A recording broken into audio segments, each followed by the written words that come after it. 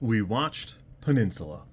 A zombie virus has, in the last 4 years, spread to all of South Korea.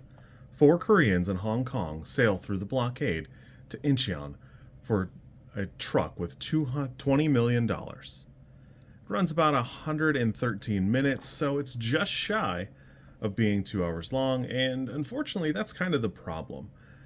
This has a lot of fantastic bits. I think part of it is it knows that it wants to be a lot of what made Train to Busan successful, and those elements are certainly here. You can see a lot of shadows of really fantastic writing here, and unfortunately you can see a lot of bad pacing alongside it, and it doesn't help that some of the characters feel a little, I don't know, almost wooden or stiff. They've got a lot of personality, but for a movie with this long of a runtime, you're not really seeing as much of it as you'd like, and there's the driving. If you're not aware, Korea is a peninsula. My geography is not great, so I had to look up a map, and I just kind of wondered that, it seems weird to call it peninsula. Well, Korea is a peninsula, and I guess I just never really thought of it that way, because when I think of peninsula, the biggest one is probably Florida, and I guess that's pretty gigantic too. I will compare them here on screen, and I guess I have never really looked at those maps. So, there is that. The movie in Korea is just called Peninsula. Here it was marketed as Train to Busan Presents Peninsula, and I think it's doing a pretty decent job as a follow-up. The problem kind of comes from suffering from success in a lot of ways. One of my biggest complaints here is the driving. And it's not even really the CG. I actually think the CG looks pretty good. For its age, I think the CG looks fine. I don't have any real complaints there. It's 6 years old now, and at a glance it all kind of works. The reason it starts to fall apart is it borders on silly driving, and it really just doesn't fit the universe that it sets itself in.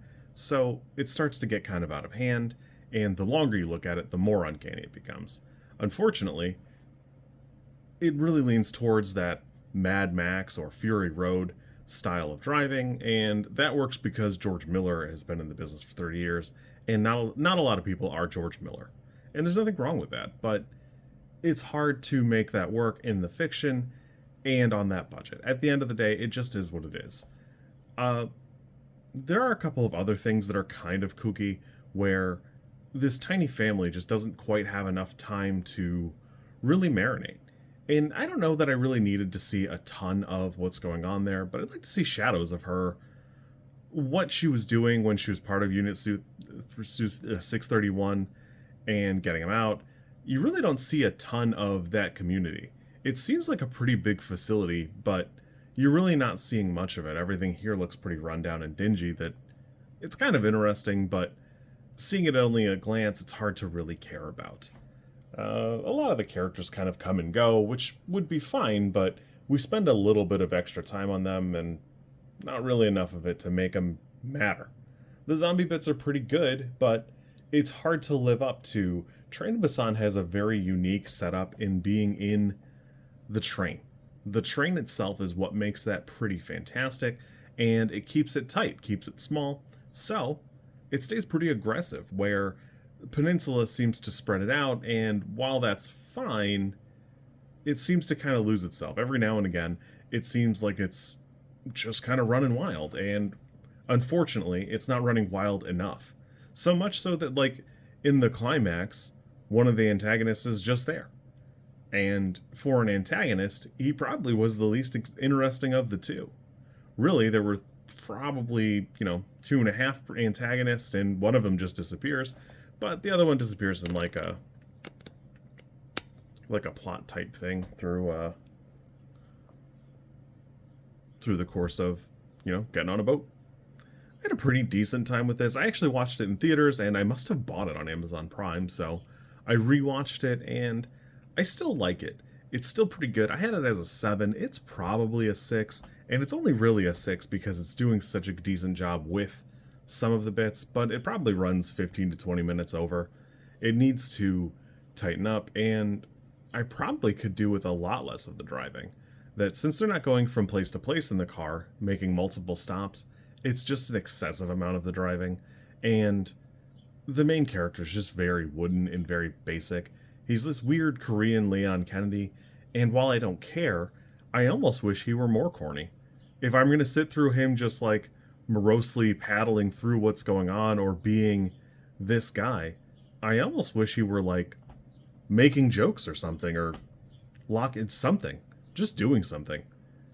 Him just looking and smoldering at the other main character, it's not interesting. In fact, it almost feels like you could cut him out partway through. It'd be fine if he died tragically or something, because there's no real draw to watching him. There's just nothing going on. There's nothing going on with his character. And even the two times it seems like he's going to sacrifice himself or make a swap, it's just not what's going on. Unfortunately, the pacing seems like it's what suffers here. I still like it. I still think it's pretty good zombie fiction, and this for me is a 6, but if you graded it on a curve, it would land at an 8. I'm going to leave it at a 6, but it's not the worst thing I've ever seen. It's not the best thing I've ever seen. And it does seem like Yeon Sang-ho does acknowledge some of the flaws with this film, so he said that in the future he's going to make a sequel, and it'll be a little bit tighter presentation the way Train to Busan was. Unfortunately, it's not my favorite thing, but I had a good time. Still some cool bits, some interesting moving around, just nothing fantastic. It's still got great moments when the zombies stand up, and unfortunately we're just moving away from that being the horrifying moment that it is.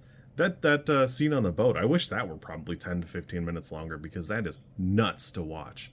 But unfortunately, it's just not what it is. You kids be good. I'll catch you soon, and hopefully it'll be time for the sequel to Peninsula.